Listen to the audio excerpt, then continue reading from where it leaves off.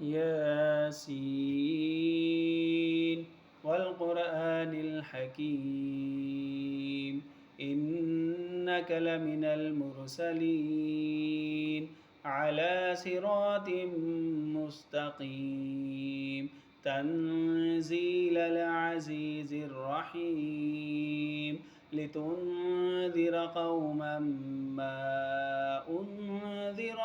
آباؤهم فهم غافلون لقد حق القول على أكثرهم فهم لا يؤمنون إنا جعلنا في أعناقهم أغلالا فهي إلى الأذقان فهم مقمحون وجعلنا من بين أيديهم سدا ومن خلفهم سدا فأغشيناهم فهم لا يبصرون وسواء عليهم أأنذرتهم أم لم تنذرهم لا يؤمنون إنما تنذر من اتبع الذكر وخشي الرحمن بالغيب فبشره بمغفرة وأجر كريم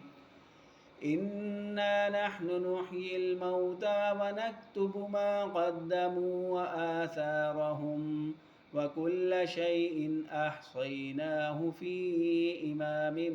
مبين واضرب لهم مثلا أصحاب القرية إذ جاءها المرسلون إذ أرسلنا إليهم اثنين فكذبوهما فعززنا بثالث فقالوا إنا إليكم مرسلون قالوا ما أنتم إلا بشر مثلنا وما أنزل الرحمن من شيء إن أنتم إلا تكذبون قالوا ربنا يعلم إنا إليكم لمرسلون وما علينا إلا البلاغ المبين قالوا إنا تطيرنا بكم لئن لم تنتهوا لنرجمنكم وليمسنكم منا عذاب أليم قالوا طائركم معكم أئن ذكرتم بل أنتم قوم مسرفون وجاء من أقصى المدينة رجل يسعى قال يا قوم اتبعوا المرسلين اتبعوا من لا يسألكم أجرا وهم مهتدون